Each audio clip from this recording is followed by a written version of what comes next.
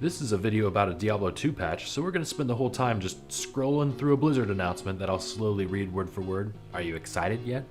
Just kidding, this is with no filler. And I could not find a concise guide to all the new changes, so I made one. That's what this channel is supposed to do.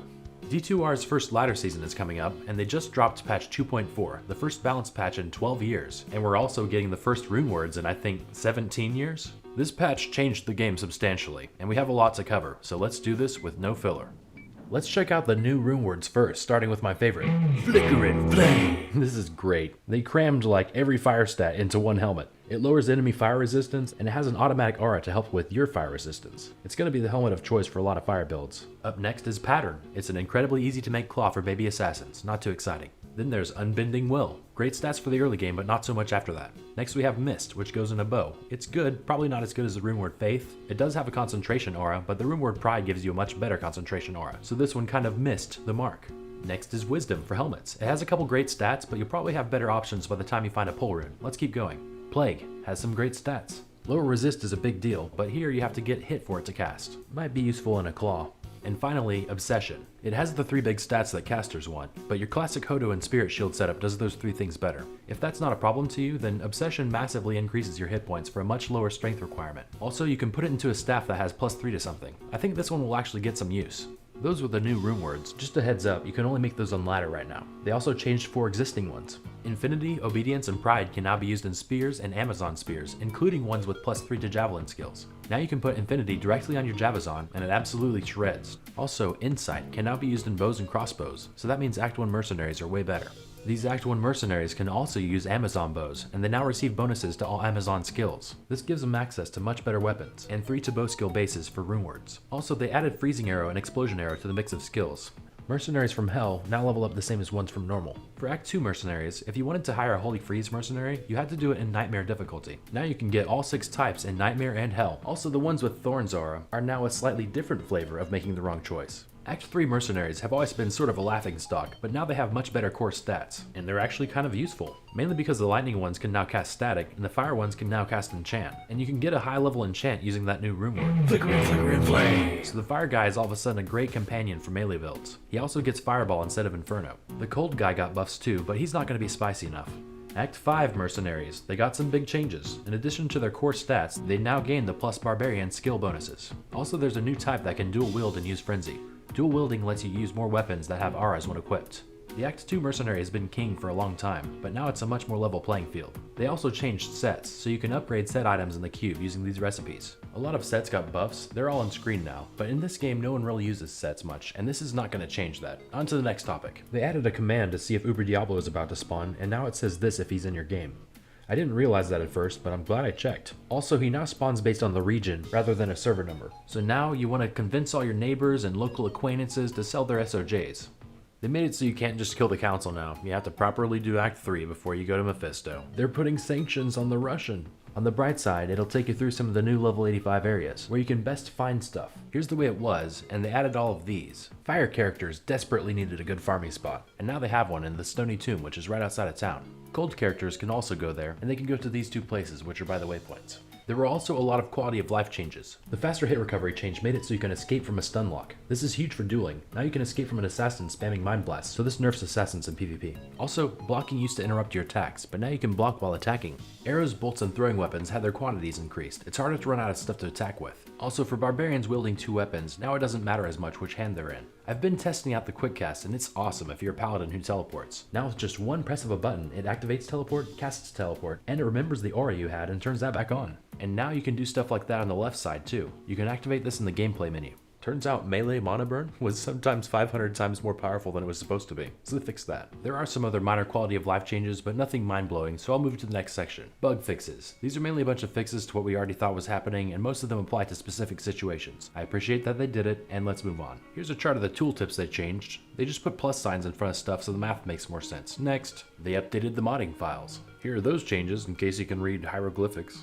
Alright, it's time for the main event. Let's see how they changed each character and what new builds we can do. We'll start with the Amazon.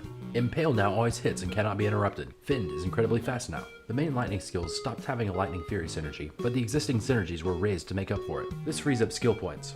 Plague Javelin got damage buffs, and you can do it every second instead of every 4 seconds. On the passive and magic tab, we got minor quality of life changes. Previously with dodge and avoid, your character could get stuck doing a little animation, but now you can interrupt that.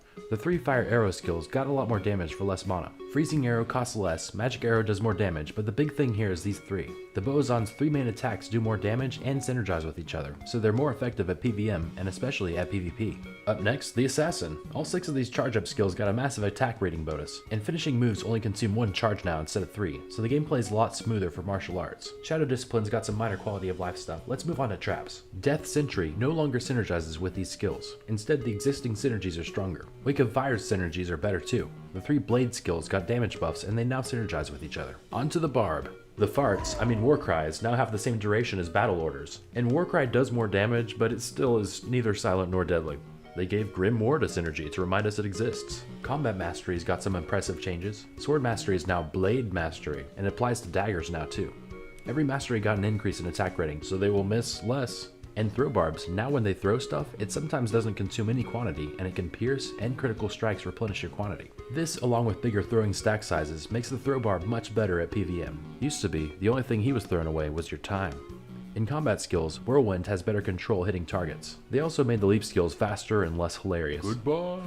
Leap attack is now an AoE move. Berserk gets synergy for battle orders now instead of shout. Double throw does a lot more damage, and Frenzy gets a synergy from increased stamina, to give you a reason to put points into that.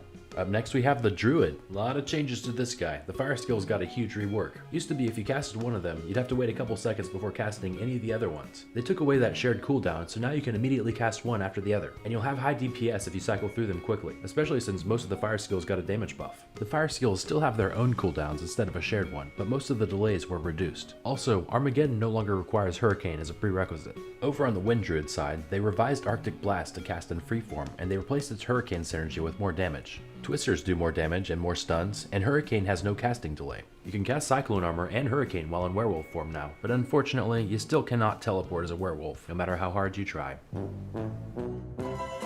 In the shapeshifting tree, they changed the way attack speed is calculated for werewolves and werebears. Basically, they gave werebears powerful, uninterruptible attacks, and they made werewolves even faster with harder hitting weapons. On top of that, the werewolf attacks Rabies and Fury now have higher attack rating, and Fury attacks even faster. With cheap gear, the Fury Druid is now one of the fastest melee monster killers. Fireclaw has half the synergies now, the werebear skills got a buff, and Maul is faster. That's great, but still the new werewolf kinda steals the show here in my opinion.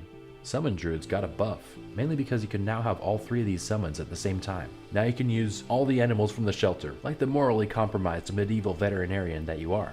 Now it's easier to tell how much life a summon has. They have more of it. Ravens got new synergies and a massive damage buff, and they made minor changes to the Sage Spirits and Vine skills. Summon Druids have always taken a backseat to Summon Necros, but this goes a long way to close that gap, especially since Summon Necros only got 4 minor skill changes. They're trying really hard to make the Necros skeleton mages not garbage, but bless their lack of a heart, the mages are still nothing compared to the normal skeleton warriors. The Act 3 Mercenary can now enchant your summons to give them massive melee damage, as long as his AI works. Also, these 3 golems basically pack a bigger punch. On the next tab, Bone Armor absorbs a lot more, and they buffed the damage synergies for Bone Spear and Bone Spirit. The Bone Necro was one of the best duelers, now he's even better. On the Curses tab, Weaken now has scaled damage reduction, but it still only reduces physical attacks. They wanted to give the skill an identity, but personally, I still identify it as crap. On to the Paladin. The 3 resist auras used to have stats that were hidden, and now you can see them. Same thing with Blessed Aim. Holy Fire, Shock, and Freeze got a change to their mechanics. The pulses do normal damage at their maximum range, but they do more and more damage as you get closer until melee range where they do double damage. This buff lets you fly through the first 2 difficulties with your Holy Fire Paladin even faster. I've seen other YouTubers complaining that this is too strong, but you guys just shh. These skills are a treasure. The bad guys just explode, it's satisfying. It's one of the exceedingly rare things in this world, standing between this game and Carpal Tunnel. We must nurture and protect them at all costs. People are gonna flame me for my opinion here, but I'll take that flame, and I'll add it to my 70% Holy Fire damage scaling. Anyway, Sanctuary got the same damage mechanics as those 3, and Thorns does more consistent damage and gives you some life back. On the Combat Skills tab, now your guy hurts himself less when he uses Sacrifice. He went to therapy. Also, Conversion has been converted into a conversion that's better at converting. But the main event here is these 2. These used to only hit undead, but now they hit demons too, so that's most of the monsters in the game. They reworked the synergies for Holy Bolt. It does significantly more damage and it pierces targets. And you can now cast Fist of Heavens more than twice as fast, and it has better targeting. With these changes, Fist of Heavens is now pretty fast at clearing chaos, and it's going to be even more popular in dueling. And last we have the Sorceress. Frost Nova and the Cold Armor's got a boost, but the biggest change here is that Blizzard and Frozen Orb no longer share a cooldown, so now you can alternate between them for more DPS. The Lightning skill Nova now has a synergy and a lower mana cost. The Nova Sorceress was already amazing in the early game, now it'll be even more popular for speedrunners. Also, Thunderstorm lasts longer and has a synergy added. In the fire skills, no one was using Inferno, so they reworked that to cast in freeform. Blaze now does a lot higher damage scaling and makes you run faster while you use it. Firewall and Meteor now have their own cooldowns instead of a shared one, and they entirely removed the cooldown for Hydra, so now you can rapid cast 6 sets of Hydras, which makes this a top tier build for magic finding. So now you've seen everything from the new patch in around 10 minutes. In summary, not much got nerfed. The best characters before are still the best characters now, but now we have more top tier PVM characters, the best duelers got even better, fire builds and mercenaries got a huge buff, cooldowns are less of a hassle now, and some of the best early game speedrunners are even more speedrunular. I wanted to get this info to you fast, so I paused on my D2 Journey video series. Check those out if you haven't, they took months to make. Ladder starts this week. I'll be at the beach, but if you see a concerningly sunburned guy with a laptop, that's me. Point me toward the nearest Wi-Fi.